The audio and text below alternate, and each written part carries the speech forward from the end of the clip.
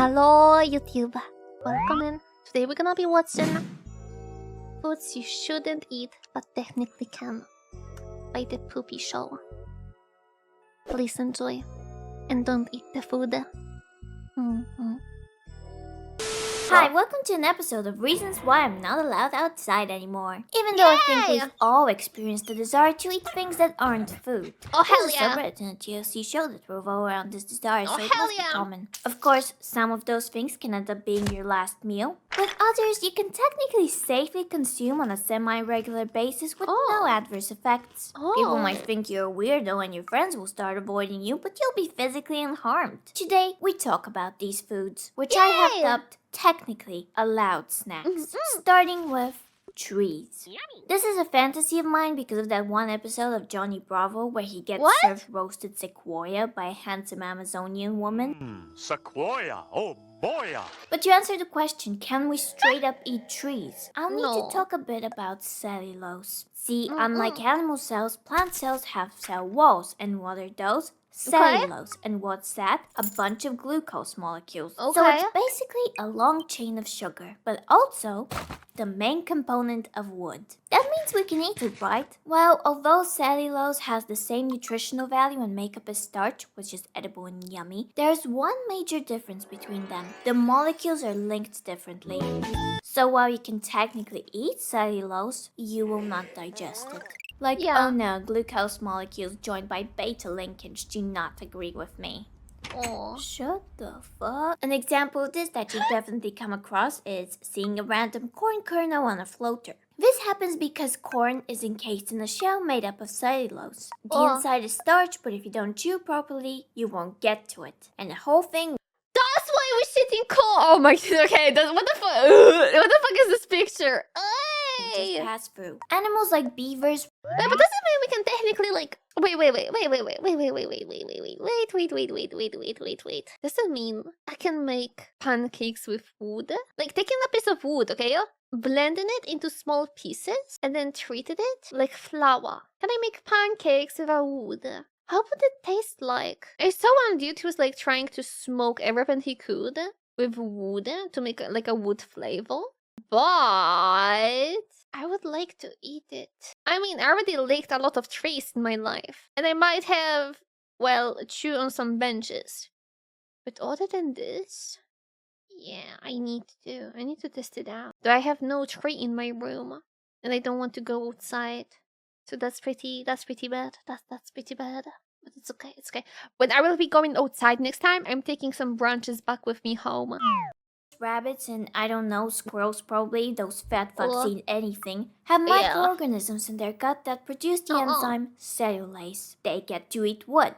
The only way you get to eat wood and not get indigestion is through some sort of genetic manipulation of your gut bacteria. But here's some good news. You can eat some tree safely. Not the bark, not the wood, but the part that's between them called the cambium. This is the nutritional elevator of the tree. It's both edible and digestible. You can't eat the cambium of all trees, but a survivalist's favorite are white pines, which are said to be the tastiest, and their needles are also a good source of vitamin C. Unfortunately, I found no workaround for cotton, which is pure cellulose, but grass, you can apparently eat all the grass you want, baby. It's just not calorie dense. Oh, that's actually true. And also, there's like a lot of random herbs you can find in grass in literally everywhere, like in any kind of park or stuff like this, or any kind of forest, that you can make actual soup with. And it might sound kind of funny to like go outside to the forest, pick up random herbs and make a soup from it. You might actually die from it because some are pretty poisonous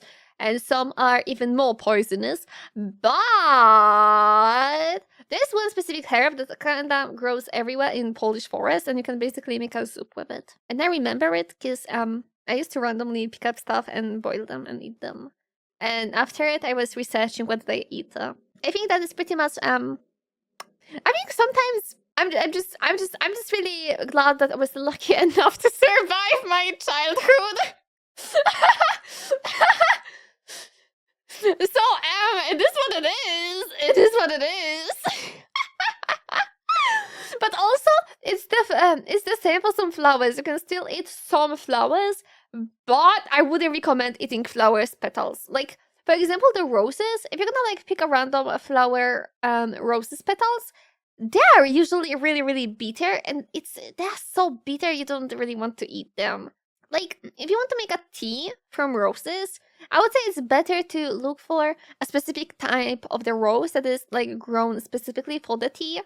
Same with any kind of basically tea you can imagine, rather than just like randomly eating it from a living plant. I don't recommend this one. It really tastes shitty. It tastes really, really, really bitter. And also, I would say always try to wash what you're gonna eat under the water, okay?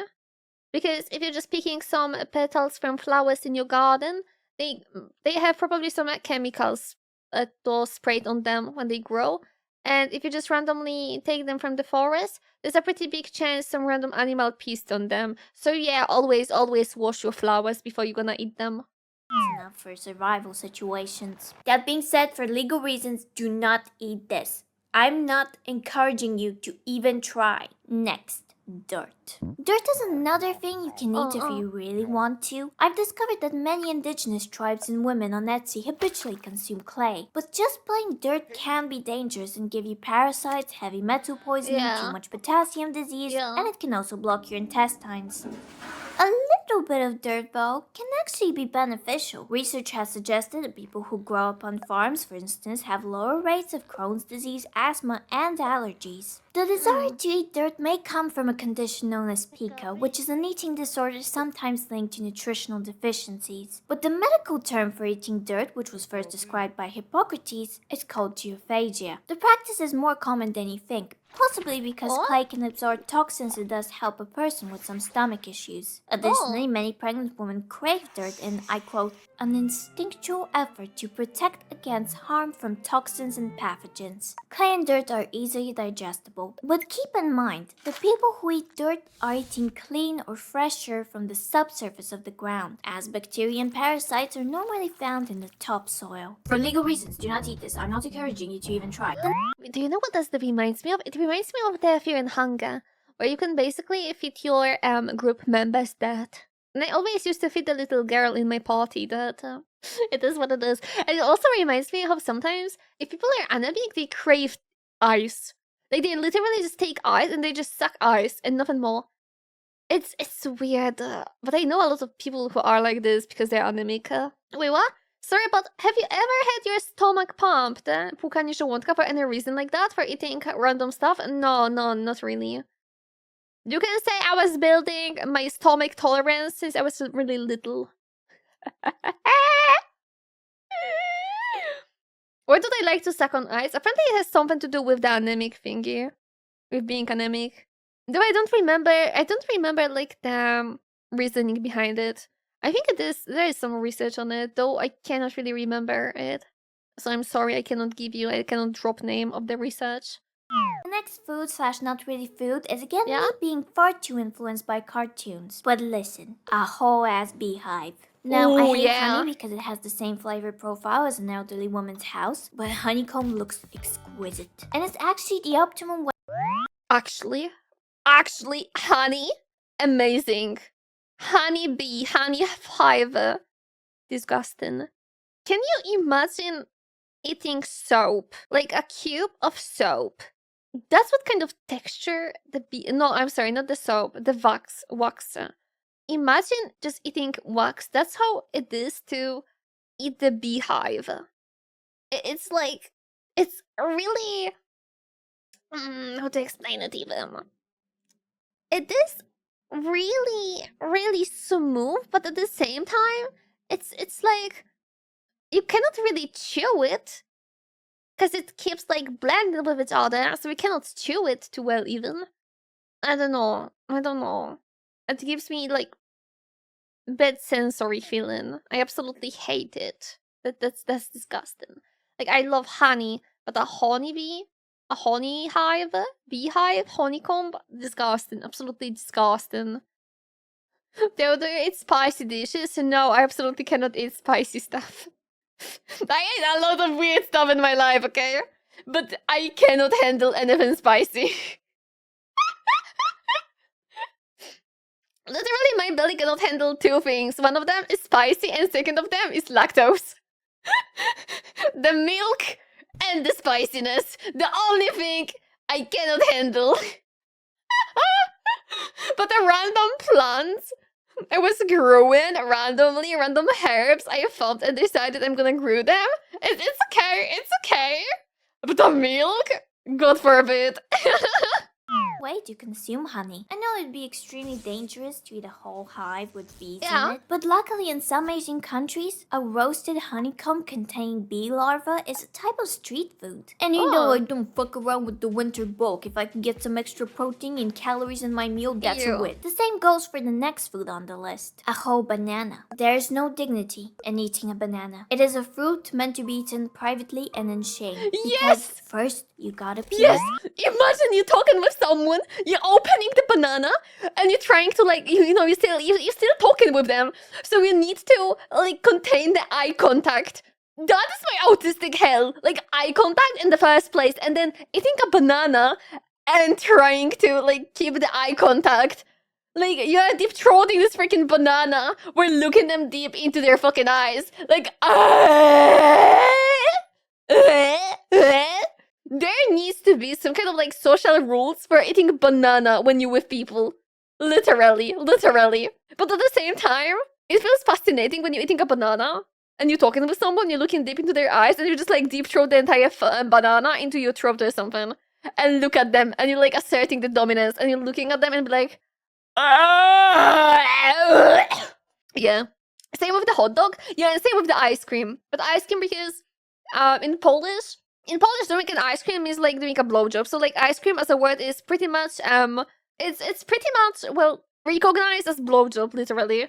So it always has this kind of connotation to it. I don't know why. So ice cream is like this as well. Like weird. Like a little bitch looking for which end to start with, and I know some people even remove the little strings left from the peel, which are called flower bundles, by the way. And much like the cambium that we talked about earlier, they transport nutrients and yes, are also very nutritious themselves. So if you're a real winter bulk, what am I hearing? You never heard about it? I never told you this. Doing an ice cream in Polish is a slang way to say like, yeah, give me a blowjob. Basically. I never heard of this. Okay, then that's the Polish slang of the day for you, I guess. alpha male like me, you're gonna eat the banana whole. Because banana peels have more fiber than the actual fruit, antioxidants, and an additional 78 grams of potassium. But here's the actual reason that they're on my list. Okay. The stickers. I really want to eat food stickers. That's the real intrusive thought here. Food stickers are not meant to be eaten, obviously, but they're food grade, which means they don't have any harmful chemicals in them. Oh, and the glue? Well, the FDA requires it be edible. So technically, you can peel off the sticker, lick it like a yogurt lid, and throw it away as you swallow the fruit whole, and you'll be fine. Possibly freak people out, but you'll be fine. And everyone else will just be impressed and envious of you. Also, you know what the sticker thing reminds me of? Back in the day, we used to like go to like small shops, like near our blocks, basically, to buy bread. And bread always had this kind of like paper sticker on it. Literally, a sticker printed on the bread. You cannot get rid of it because it was printed on it. It was impossible to get rid of it. And I always loved to just cut this part out and just eat it. Did you eat paper? Yes. I ate the paper sticker. Paper is also one of the things that I feel like it's okay to eat it, right? But you need to wet it before you're gonna eat the paper, so you ain't gonna like cut your insides. Because sometimes paper does have some really rough edges, right? Paper is also cellulose, yeah. So you can technically speaking eat it, okay? I ate paper as a kid. Yeah, everyone ate paper. I have not eaten paper though. Okay, never mind. Then not everyone ate paper, but I would say most people did eat paper at least once in their life, okay? A normal paper, completely okay. Though the issue was when it would be some kind of like colored paper or like a paper with something on it, then it feels kind of toxic, not gonna lie. But a normal paper is okay. A soap is also like this. I feel like most people did eat soap at some point in their life. I remember once I was like, washing my mouth with a soap, and my mom found me when I was doing it, and I got some really bad scolding. So yeah, I do think that almost everyone ate paper in their life. But paper is something you can actually eat, right? And also, oh my god, do you know what was my favorite type of the paper? The actual edible one. The one with like the paper money for eating. I used to randomly bring them in when I was playing Monopoly with my family, so I could try to pay with them. And if someone didn't accept it, I would just eat the normal one, the normal Monopoly money, and still give them the edible one. Perfect. Perfect. Perfect. The Monopoly money doesn't taste good, and that's all I can say, okay? All I can say. No, what's the next one? Speaking of edible adhesives, here's Oh my the amount god. of glue you can eat per day Oh my without god. getting in trouble, okay? Do not eat glue, but you technically can. But don't eat it. But also don't sniff it. Also don't sniff it. I think back in the day, actually sniffing glue was some kind of like a way to drug yourself. So don't do it. Don't do it. It's really bad for you. And also, if I remember right, glue was one of the ingredients for like homemade drug from the PRL Poland, so from the communistic Poland. So no, we do not sniff glue, okay? Sniffing glue is a no no no no no no no no no no no no no no no no no. No, no, no, no, no. No. Now, the next item on the list I consider to be the final boss of things you shouldn't eat but can. Perhaps because it's the most Yeah? against you eating it. Silica gel packets. Silica gel is a form of silicon dioxide, a powerful moisture-absorbing substance, and what I once thought to be the most toxic thing known to man. Like, I would thoroughly wash my hands after touching the packet just in case there was a breach and I accidentally came into contact with one of the balls. But silica gel is chemically inert. Your body is not going to break it down, it will just pass through. The real danger. So it's like Teflon. Yeah, it's basically like Teflon. It's so chemically not active, you can eat it. Listen, it's like... Okay. I'm always bringing up this one study. It was not even a study, okay? What's a Teflon? The thing you have on your pan, probably. That's Teflon. You don't know what a Teflon is? Do I need to educate you on like what a Teflon is? I think that's pretty unnecessary right now. I have never heard of Teflon. Did you never cook in your life? Did you never cook in your entire life? Huh? Okay, so basically, Teflon is a substance, okay? That is really non-active chemically, okay? And the issue is the temperature to make it melt or be inactive is really high. It's basically higher than you can achieve while cooking at your home. Like, you would literally need to put the pan on a fire to make it melt. So, it's really not active chemically. And we basically eat quite a lot of Teflon in our life from the pan, okay? So, like, if you're gonna scratch the pan, you will get some Teflon in your food, right? And at the 2025 IG Nobels is this kind of like Nobel Prize, but for the worst research or the most funny research, this kind of stuff, okay? Like, if you can imagine a random people being like, what if? That is the IG Nobel's Prize, basically. The random research prize, okay? And last year there was the Teflon study. I think it was American one, where American guys did a speculation that we can technically add Teflon to our food to give it more volume, so it will feel more filling for your stomach, and at the same time, it will not add any calories to the food. It was just like this kind of speculation research. They didn't test anything. But you know, they were just like checking out everything like, oh yeah, if it's for sure pretty safe to eat, or well, why it wouldn't be safe to eat, stuff like this, okay? I would call it pretty American research in the end, eating Teflon. And also, if I remember right, there was some bad speculation about Teflon because a lot of people are saying that Teflon is toxic. And if I remember right, I might be totally wrong actually on this one. But it's not Teflon that is toxic to you because you just basically ain't gonna process the Teflon. It will just like go straight out of you, right? Right? But the thing that is toxic is either the oil they put on a pan or the glue that they use to stick the Teflon to your pan. Something like this. It's either the first one or the second one. I don't remember which one it was. So, yay! The more you know, the more you know. So yeah, the silica gel is just like Teflon.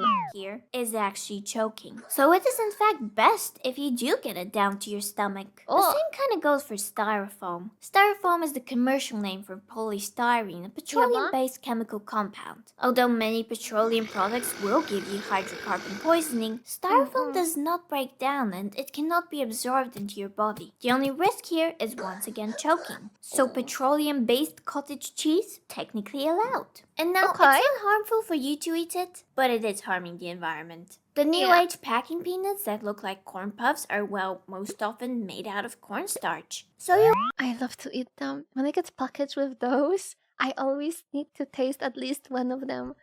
I don't know, but they feel so satisfying to just chew on them. You get it, right? This one, okay, listen, out of every story I said today, of everything I would eat or I am eating, this one should be the most relatable. Like, out of everyone, this one, I feel like there are some people here who gonna relate to this one, okay? Those are the list. You eat those? Fuck's sake, though, Mao. Come on, girl. No, didn't eat them. Nope. I would always squeeze them, but never eat. Okay, I will just continue. It's okay. It's okay. It's okay. It's okay. It's okay. It's okay. It's okay. First, you're saying that eating random herbs from the forest is weird. Now you're saying that eating this packaging thingy is weird. What you gonna say next, huh? That eating bread is weird? Next thing you're gonna say is that you eat bubble wrap? No, because it's pure plastic and it's bad for you. I don't need any more microplastic in my body. Okay? You'll actually have an easier time eating those, just like nature will have an easier time breaking them Yeah. down. So non-toxic, eco-friendly Cheeto Puffs, double allowed. For legal Yeah. reasons, do not eat this. I'm not encouraging you to even Finally, last but not least, Okay. these magical rocks. This What? is bismuth. It's one of the least toxic heavy metals, and although you can't eat too much of it, bismuth Wait, it's my first time I'm seeing this. What is that? is the active ingredient in Pepto-Bismol. But more importantly, you know how it was really fashionable to eat gold a few years ago? There were Yeah. all those BuzzFeed videos where they try foods at different price points and the last food is always mid, but it's covered in gold leaf. Yeah. If this trend re-emerges, but instead of gold it's bismuth flakes, I feel like I'd be more interested in food that's already fighting against heartburn as I'm eating it. For legal reasons, do not eat this. I'm not encouraging you. That was all the not foods I wanted to talk about today. Comment which one sounds What's a bismuth? What is a bismuth? What's a bismuth? I never saw it before. the tastiest to you, or maybe no. share a forbidden Oh, snack you no. want to try. Again, do not eat these or you get the crock, okay? Crocks are also technically edible. Okay, bye. So still, we're finishing with the thought that technically speaking, everything is edible, but some things only once in life. And I love this thought. I absolutely love this thought. And I believe if one day I will stop replying to messages, if one day there will be no new videos on YouTube, no new streams, just a dead silence for at least 2 weeks. 1 week sounds kinda normal for me, but 2 weeks, that's already weird, okay? That would mean I ate something really bad. And we don't know at what stage I am. It is what it is. If I'm gonna pass away, probably because I'm gonna eat something weird. Not even gonna lie to you. Not even gonna lie to you. Ay, ay, ay. But thank you for watching this one with me. Thank you. Thank you, thank you, thank you, thank you. Ba, ba, ba, ba, ba.